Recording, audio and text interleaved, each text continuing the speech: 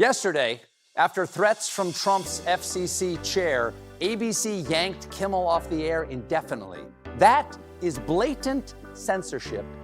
And it always starts small. You know, remember like in week 1 of his presidency, Gulf of America. Call it Gulf of America. Sure, seems harmless, but with an autocrat, you cannot give an inch. And if ABC thinks...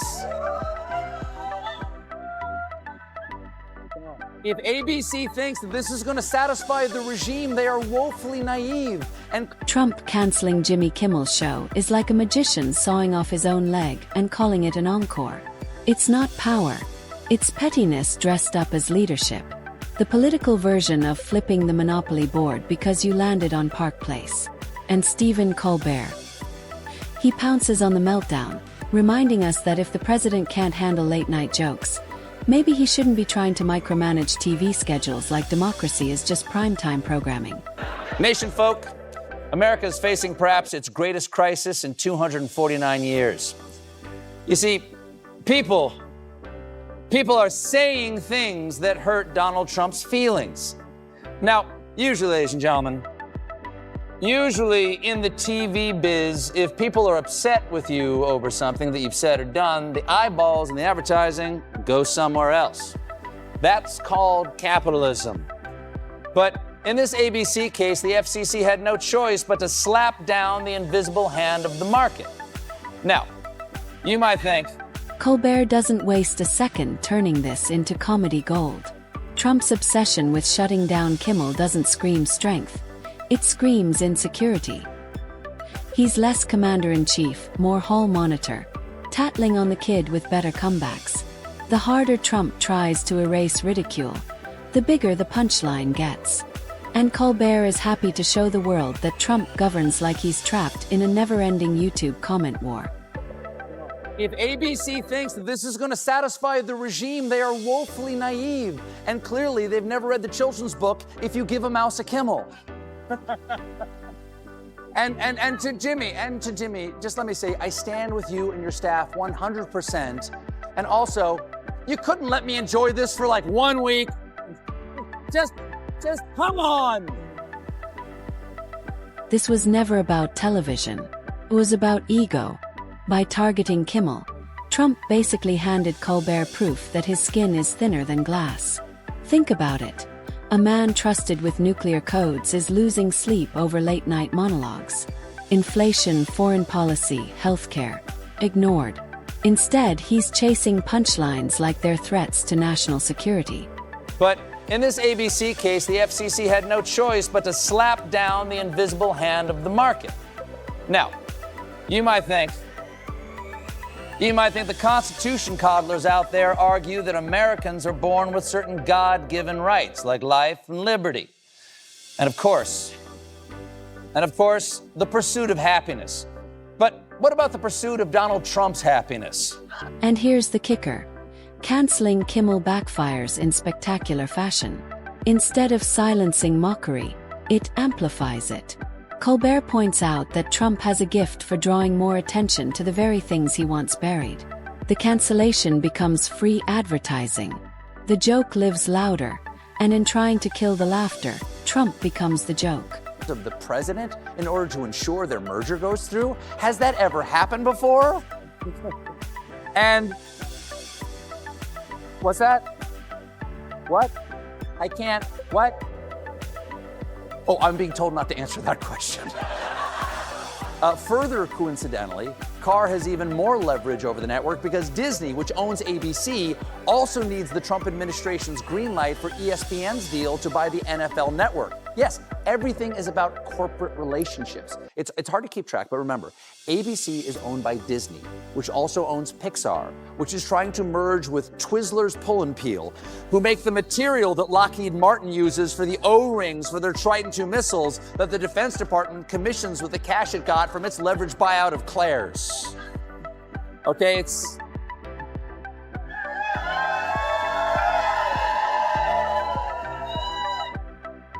Anyway, shortly after Carr makes his statements about ABC, Kimmel gets yanked off the air. This decision came after senior executives at ABC, Disney, and affiliates convened emergency meetings during which multiple execs felt that Kimmel had not actually said anything over the line, but the threat of Trump administration retaliation loomed. As one source at ABC put it, Colbert turns Trump's entire presidency into a running gag where the punchline writes itself. A man who brags about toughness but crumbles under satire. Every rant, every meltdown, every petty grudge is like fuel for late-night TV. Colbert doesn't need to invent material. Trump delivers it daily, wrapped in the flimsiest paper of presidential authority. it's true, the words Donald Trump aren't in the Constitution. But, ladies and gentlemen, I can say they are because I have freedom of speech. So, how do you balance your rights with your duty not to make the commander-in-chief fill his depends with tears? Ladies and gentlemen, my friends, it's shockingly simple. Here.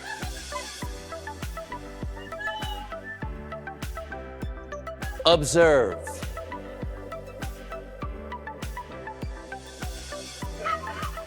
Trump's vendetta against comedians exposes his weird addiction to being liked. Colbert skewers him for chasing approval like it's oxygen, treating applause like life support. One sharp joke. Trump transforms into the world's most powerful heckler.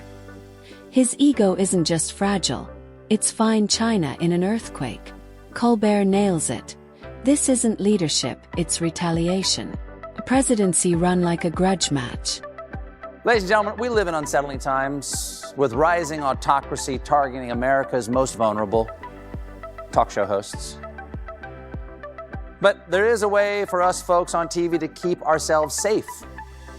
I assume, I wouldn't know, but my network is trying to make sure they do not run afoul of Brendan Carr's FCC. As part of the settlement with Donald Trump this summer, CBS recently hired a conservative policy veteran to be their ombudsman. The funniest part, Trump thinks he's flexing power, but every attempt just shows how small he really looks. Global crises spiral out of control, but he's locked in a feud with a talk show host. Colbert thrives on that contrast. The scale of presidential power crushed by the scale of Trump's insecurities. And in America, trying to police humor is the quickest way to look like a parody of yourself. Seemed like marching orders, and right after that podcast, there was an immediate reaction from Nexstar, which is a local affiliate media group that owns 32 ABC stations, and not, as I thought, how really drunk guys pronounce NASCAR. Nexstar said it strongly objected to recent comments made by Mr. Kimmel and would preempt the series for the immediate future. Coincidentally, Nexstar has a major merger coming up before the Trump administration. So a company apparently capitulating to the whims of the president in order to ensure their merger goes through? Has that ever happened before? Trump calls it strength. Colbert calls it stage fright. Trump thinks silencing critics proves dominance. Colbert proves it's cowardice in disguise. The audience doesn't just laugh. They see the truth hidden inside the absurdity. And that's why the cancellation only supercharges comedy.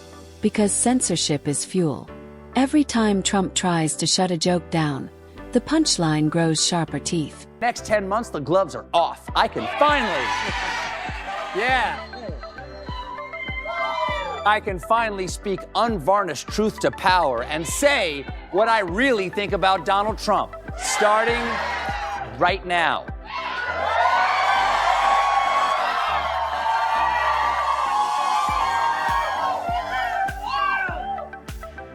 I don't care for him. Here's the irony. Trump treated comedy like a nuisance instead of an institution. Late night isn't just entertainment, it's a cultural courtroom. Every night arrogance and hypocrisy go on trial under studio lights. By targeting Kimmel, Trump didn't silence laughter. He put himself under the spotlight. And Colbert made sure the world saw him not as a strongman, but as a thin-skinned caricature. Socialized with Donald Trump in the presence of females under the age of 18. Okay, that's a slam dunk. Just say no. Okay, take it away, Jeffrey. Though I'd like to answer that question, at least today, I'm going to have to assert my 5th, 6th, and 14th Amendment rights, sir. Wow. Trump wanted erasure. What he got was amplification. Comedy thrives online. Memes, clips, punchlines spread faster than executive orders. Every attempt to bury a joke makes it go viral. Colbert flipped the cancellation into a bigger stage, proving Trump can't out-legislate laughter. You can ban shows, defund projects, even rewrite policy, but you can't kill a punchline. With those numbers, I gotta say, it makes sense we'd be canceled. I get it, guys. And thanks again, okay? Thanks again to the network. In a completely unrelated story, on Friday, Donald Trump posted, "I absolutely love that Colbert got fired. His talent was even less than his ratings." How dare you?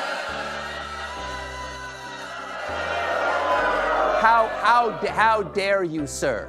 Would an untalented man be able to compose the following satirical witticism? Trump thought canceling Kimmel would make people forget him. Instead, it immortalized him for all the wrong reasons. Every attempt to silence critics only makes the jokes multiply.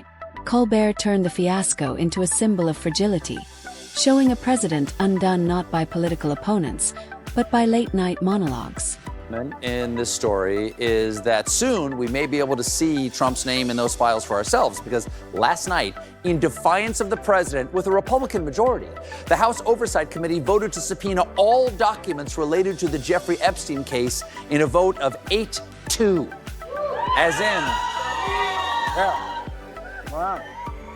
That's big. Yeah. 8-2, as in, boy, I would 8-2 be Trump right now. Policies fade. Executive orders get overturned. But comedy sticks. Colbert's roasts will outlast Trump's speeches, because satire carves failures into memory in a way no history book can erase. In trying to shut down a comedian, Trump cemented his image as the man who couldn't take a joke. And that's a legacy no spin doctor can rewrite.